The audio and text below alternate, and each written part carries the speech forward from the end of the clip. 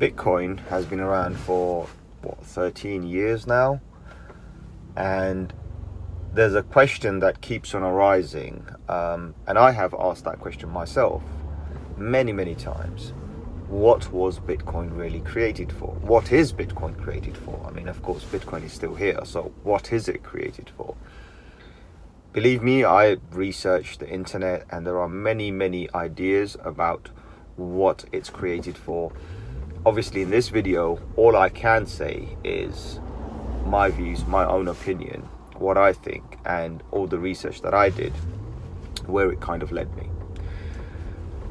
If you happen to read the Bitcoin's white paper, the original white paper, that it's money 2.0, it's money that is not controlled by a centralized entity. It's money that people who use Bitcoin or who mine Bitcoin control, right? So it's we take control back. And of course, it was at a time when it was released, we just had the financial collapse. We just had Lehman Brothers collapsing. We just had these loan sharks, killing the entire financial market. It was a big event. And Bitcoin arrived to the market literally as internet magic money. And I know a lot of people are confused, and a lot of theories came about, but it's pretty much black and white on the white paper. Decentralized form of peer-to-peer money, P2P money, that's it, person-to-person money. Now, of course, in order to acquire a Bitcoin without mining in those days, you had to buy. So you exchange your fiat money for Bitcoin, and then you bought and sold Bitcoin, so hence trading, right? People at that time, a lot of people started connecting the dots and talking about how it's a hedge against inflation, how is this, how is that. And true, because at some stage, what we can see is as inflation started to grow, we started to see Bitcoin's value also growing. But again, it was only a very small percentage of people. And again, the ideas were there. And most of the ideas that came about, like it's a hedge against inflation, it's against the banks, whatnot, new form of money and all of that, apart from what's on the white paper, are man-made, right? The information that you got, the ideas, they're just theories, nothing else, right? Satoshi never specifically specified that this is designed for a financial crash. No, he didn't say that. He didn't even mention the Lehman Brothers, right? He just said money 2.0. But when I looked into Bitcoin, and when I looked into, who would have created it, who Satoshi could be,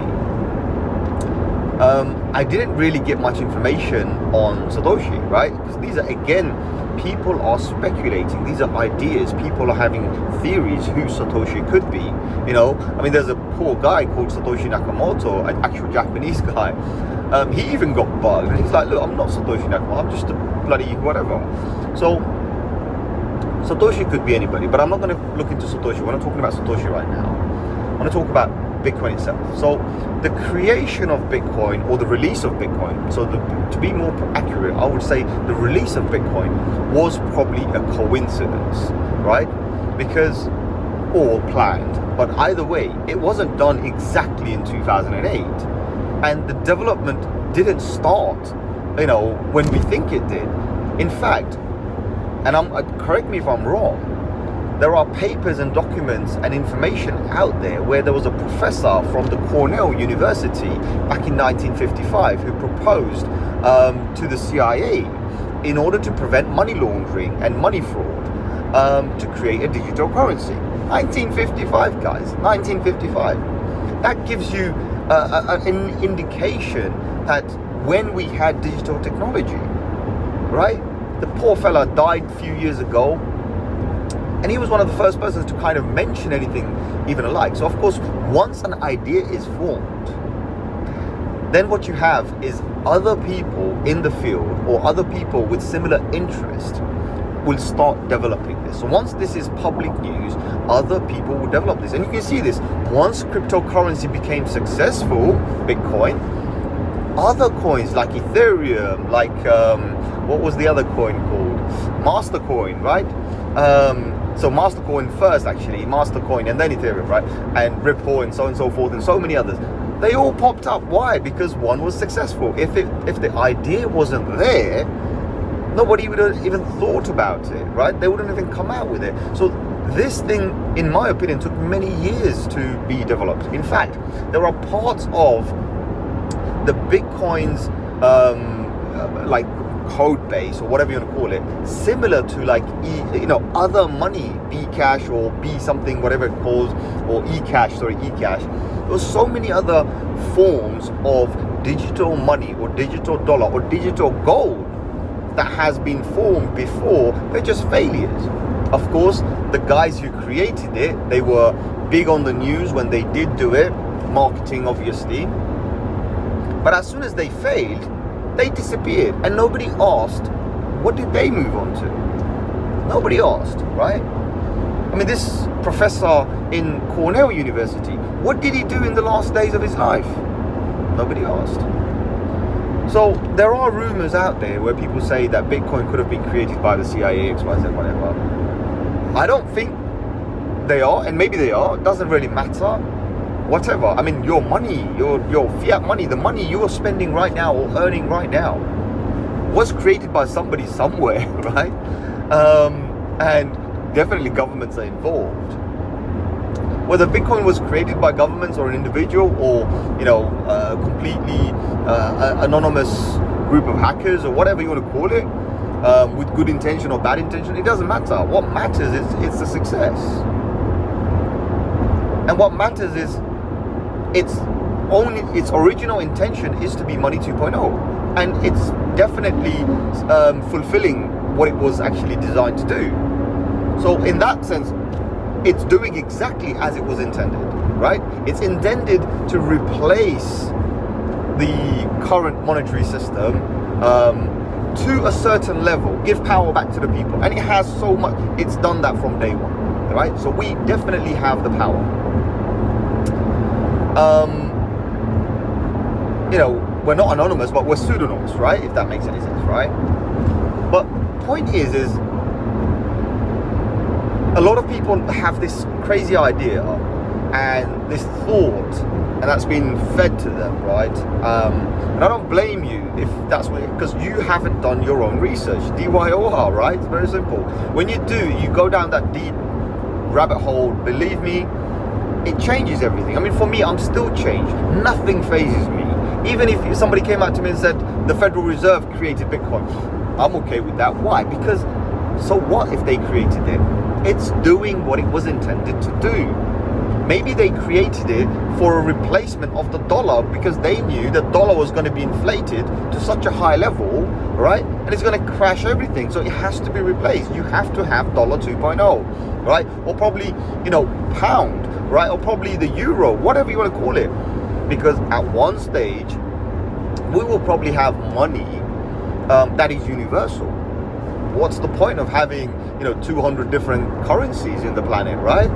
And then 20,000 more cryptocurrencies. Does that make sense? So everything, I mean, cryptocurrencies, majority of them have utility. Now, utility coins are okay, like you go to, say for example, like casino. Think about it like a casino, right? There are many games out there.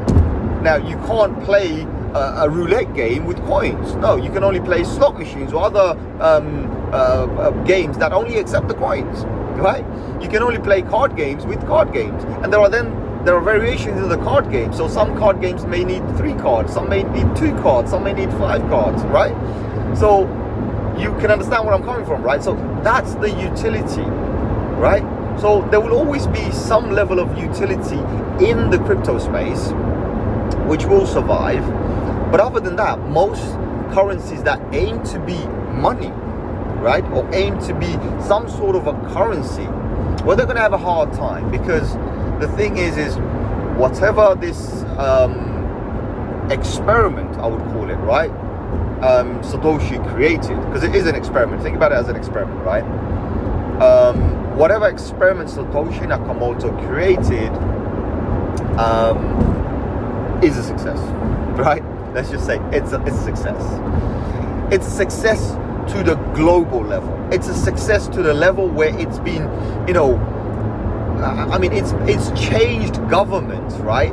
It's changed governments' minds. It's got top level leaders talking about this. I mean, what kind of technology does that, right? You've got countries afraid, their monetary system afraid of a coin, a currency, a Bitcoin, right? Why? Because people have adopted it, and they can see the adoption is getting bigger, right? Of course, there were back in the days people were owning thousands of Bitcoins, right?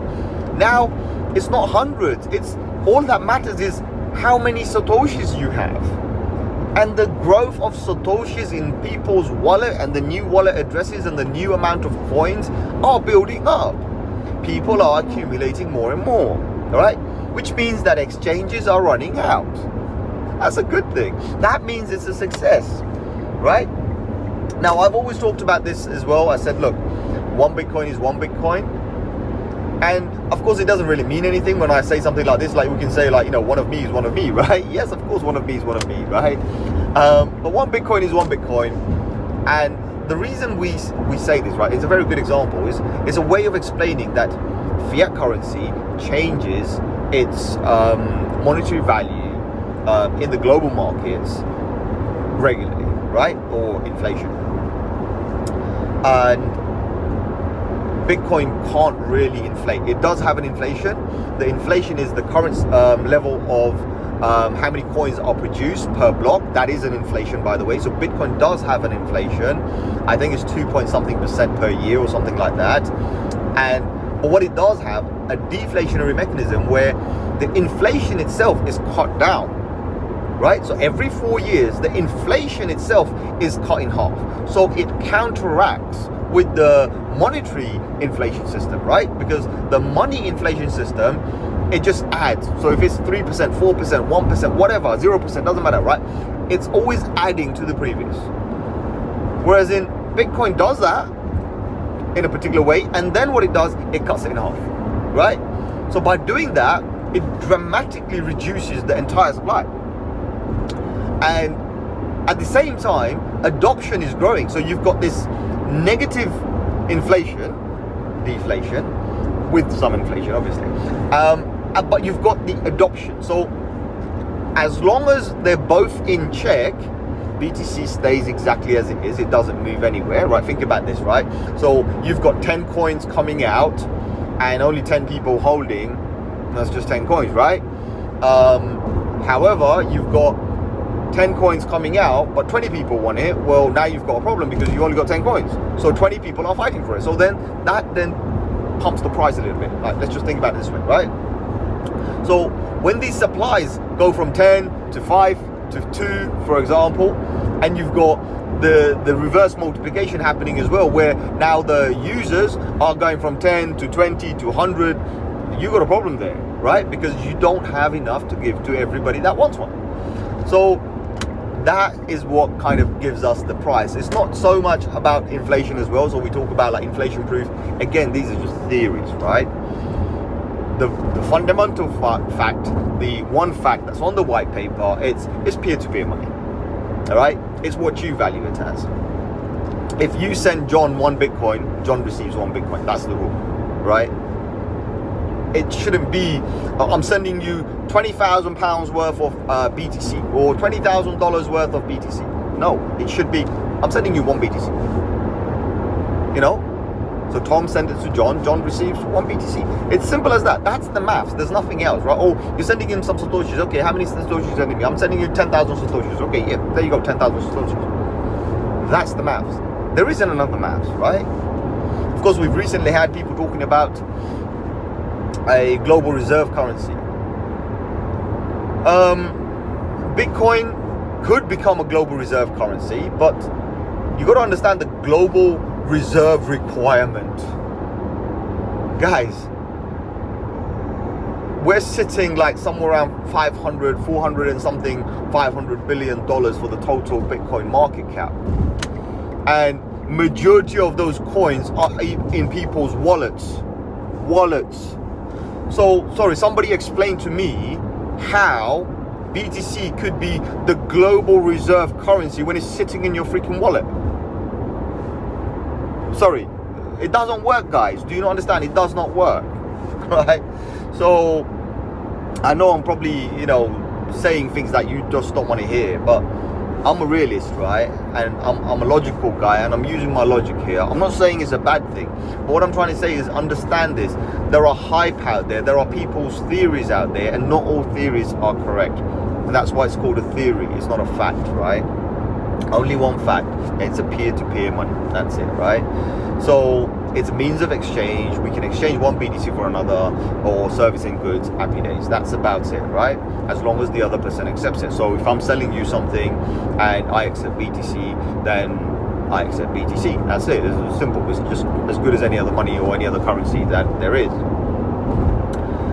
So I think I kind of covered how the price goes up as well a little bit when I talked about the supply and the demand, right? So that really does help as well. That's pretty much the price. It's not really totally to do with inflation. Of course, the inflation is non-stop, so you can add anything to inflation and say, oh, you know, it's not inflation, right? And as I just said to you, like, when you think about like BTC becoming the global reserve currency, it doesn't work. There are trillions and trillions of dollars required in order for something to be a reserve, right? We don't have that. We don't even have 10% of what's required, so that's a problem. Can BTC be worth 10, 15 trillion dollars? Absolutely, but guess where it's going to be? In your freaking wallet. So again, think about it. Unless you're giving the 51% or more of the total global supply to the governments, then you're screwed anyway, because now they can do a 51% attack and shut down Bitcoin and create something of their own. So there are problems out there. You just got to be very logical to understand this. I mean, if they wanted to have a global reserve currency, I'm just going to say this out loud, because why would they need anything from the decentralized world to be their global reserve currency? Because they want control. They want control. They want power. They need that. That's what it's about. They're trying to do this right now by trying to regulate and make people fall in line. So they're trying to centralize a decentralized protocol, or all of the decentralized protocols, and people just don't see that. Everybody's falling in line. Why? Because they have the tools, the power, right, to control you. They control your barrier to entry. So unless you're already in crypto, you are screwed, my friends, because they are trying to limit people from entering into the crypto space. However, you've got institutions and everything, infinite amounts. They can buy whatever they want. It's you, the retail, because what they realize is most of the retail have already front run them. So what they need now is to take control back.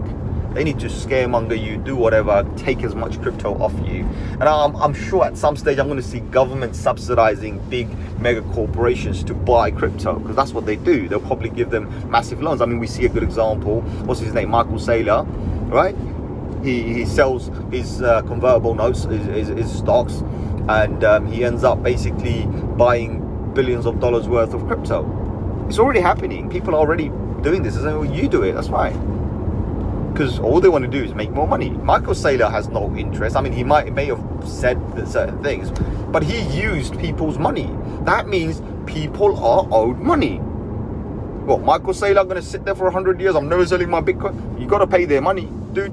You got to pay their money, or you go to prison. So that's how it works, right? So yes, I hear things, I get excited, I respect people, but I always take things with a pinch of salt. I'm always trying to be as real as possible. I'm trying to understand that, okay, yes, this is the information here, but does it make any logical sense to me? And what does the actual paperwork say, right? Paperwork doesn't mention anything about, oh, this is inflation proof, this is this proof, this is that proof, this is against the new financial collapse. Nothing. It was created after a particular financial crash. right? We have given it the intent that it will be there as an inflation proof for us. We have given it that intent. Now, whether it's become that or not, that's a different story, all right? Whether it will, end up being the one and only coin of the world, it's up to us. It's absolutely up to us, right? All we can say is we need to embrace whatever's coming. BTC will stay as long as there is some form of actual physical mining, decentralized mining, and they don't regulate this. BTC will stay. If anything becomes a global reserve currency, any crypto or whatever, it's definitely going to be a private one, right? And I know a lot of you guys are going to hate me for this one, but it's true. It won't be decentralized because that goes against the ethos of all the centralized entities, right? Talking about entities, you probably recently noticed that I've changed the channel's name to Paranormal Society. It's to do with the recent experience I had. Don't worry, not too bad, but it made me wonder that, do parallel dimensions exist? Something that's paranormal is called paranormal because it can't be explained by nature or science. And sometimes, you know what? Crypto, Bitcoin, it's a good opportunity as well for me to say this as well. Bitcoin cannot be explained. Just put it this way, right? It started off with something, but the intent and what it's become may have been something that even Satoshi couldn't explain, right? So we can't just always put things to maths and science and nature. Sometimes just leave it there. I mean, it's not fate, right? But it's there. Think about it like a ghostly entity, right? It's there. It's going to be, Bitcoin is the grandfather of cryptocurrency. And I think it will stay as the ghost of cryptocurrency in the near future or in the far future. But the point is it's always going to be here, all right? So for that reason, that's how I see it. I just see Bitcoin is here to stay. It's going to stay regardless what happens. As I said, something very major, something very drastic has to happen for Bitcoin to vanish or even not be known. Like, some other coin becomes popular, number one or whatever. Bitcoin's always going to be here. But I do have some kind of, I don't know. So I have these thoughts, right? And the thought is very simple. What I would love to see is the Bitcoin community, especially the development community, to come together and figure out a way to keep it decentralized. I'll give you a good example of what I mean by keep it decentralized. When originally Bitcoin was created, you can literally get your CPU, GPU, miner, whatever, a laptop. And back in those days, I'm talking about like 2-bit internet speed, those days, whatever it was, you could mine Bitcoin. You could mine, the reward was 50 Bitcoin. Every 10 minutes, 50 Bitcoins. So people mine thousands. I didn't, so I'm telling you, right? And companies came about and created different algorithms so they can mine. But those mining algorithms required a particular technology. So what's happened is someone created an algorithm which is different to what Satoshi created, so they can take control. So one by one, many people couldn't mine anymore because other computers were more powerful, sucking up all the juice. So they centralized the algorithm to a particular type of equipment so that they could sell that equipment, okay, and make more money. So, and then obviously those equipment got so expensive that other organizations started hiring out warehouses, power plants, you name it, whatever, and started mining it there. Of course, they're still keeping it decentralized. Then came the China ban, and we had a massive exodus of Chinese miners leaving. And then all of a sudden, now those miners are in countries who have the power and the capability of enforcing even more crazy rules and regulating you. So now we went from decentralized, 13 years, from decentralized to kind of centralized but decentralized, to now being more centralized. So, and I'm talking about new Biden's executive orders and whatnot, the fact sheets and this and that they've been talking about. I mean, the Coin Bureau, he talks about it. A guy from Coin Bureau, he released a video yesterday. Go and check it out if you want to. He talks about this particular thing. I only saw a brief little bit of it, and then I couldn't be bothered because I've been expecting this to come anyway. I mean, we wanted more money, we wanted more users, we wanted institutions, we wanted organizations. Well, guess what? It comes with regulations. It comes with regulations. So nothing's for free, my friends. Nothing's for free. So it's here now anyway. But that's what it is. So I'm not going to make this video longer. I think we're like 26 minutes into the video. I'm not going to make this video any longer. If you have stuck around until this time, thank you very much for this. And yeah, I mean, from my point of view, I am going to edit this. There is a moment there where I was silent, guys. I was actually driving at that time, just looking at someone else. But yeah, if you have stuck to this, think about this, right? Do some of your own research. Don't take my word for granted, because everything here is my opinion. I'm not a financial advisor, right? Or at least not your financial advisor. The thing is regardless what Bitcoin was intended for, what it's created for, what it's become right now, right? There's only one thing that matters, is it's got to stay there, and the mining operation, or the mining exactly, has to be decentralized. That is the most important factor. If mining becomes centralized, then Bitcoin failed. You don't need to pull the plug on Bitcoin to fail Bitcoin. You just need to centralize it. And that applies to every single cryptocurrency. If a cryptocurrency becomes centralized to the point it has 51% centralization, my advice to you would be leave. Leave. Leave to what, you might ask? Buy land, buy property, buy gold, buy silver. Silver's good. Buy silver. Not fiat, obviously, but just get the hell out, because it's not going to be wise unless you're like me and you say, I don't really care if it's centralized. I don't really care if it's there. All I care that I'm here before you. I'm here before you centralized it. I'm here from day one. Well, not in my case, I'm not here from day one, but I'm here from when I am, right? So when I entered the market, and I'm still here, and I still front run you, and I'm still better off thousands of percent compared to you right now. So before you centralize something, I've already been there. So yeah, you centralize me, great, but I've already made my gains. What's the worst case scenario that's going to happen? You're going to heavily tax me when I exit, when I take profits. That's the worst thing that's going to happen. You understand? But I'm going to leave you with this one. Where there's a way, there's a will.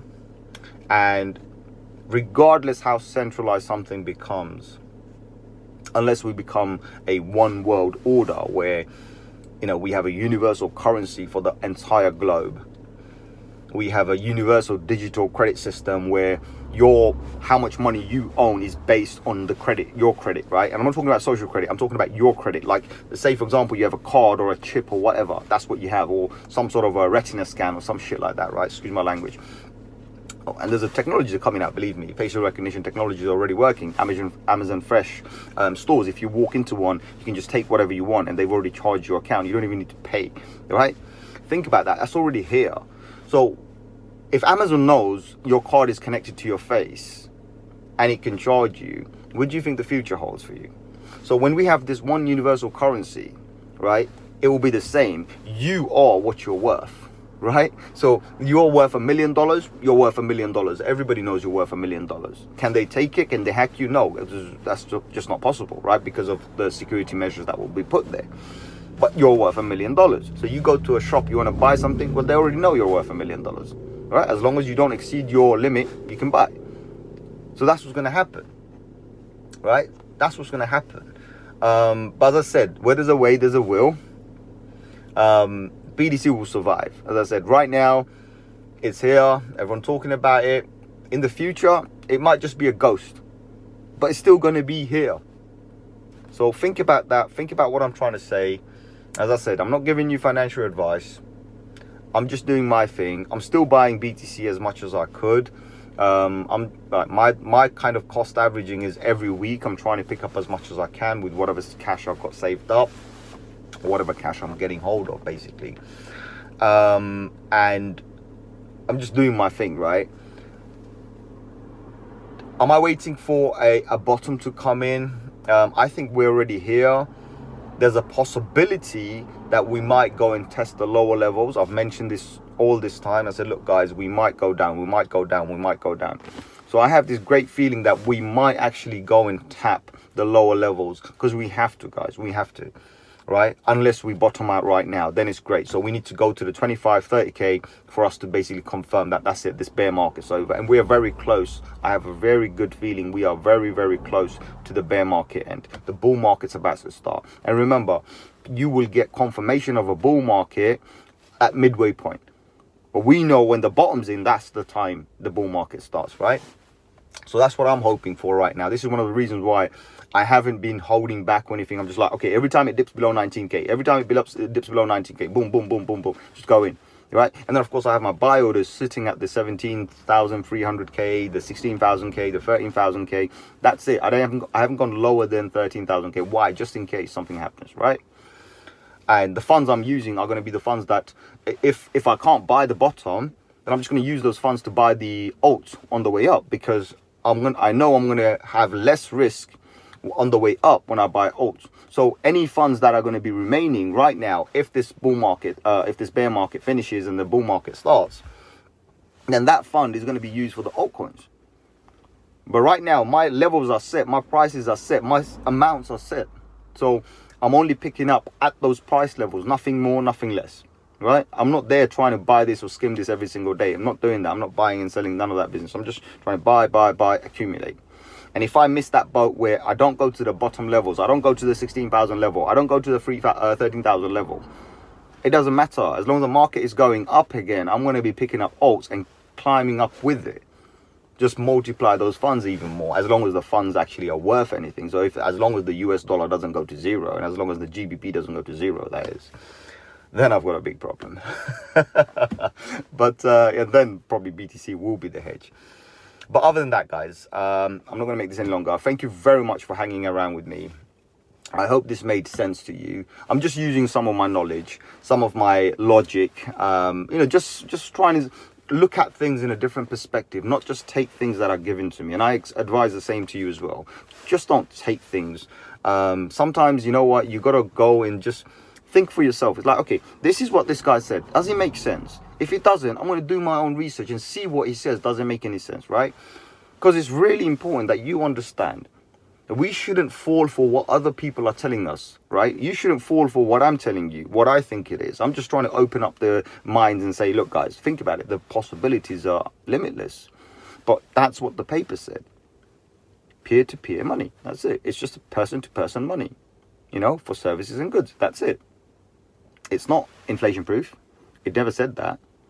But because inflation is constant and BTC is not, it works. So that's a fact. That's good. So we can technically use that word, but it's not written in the paper. And then the other one, it's created after a financial crash, so we don't crash. Hedge against the financial crash. Who said that? Paper didn't say that. It's just a coincidence. It was created after or released after that. And as I said, the creation could go all the way back to 1955. Anybody could have created that time.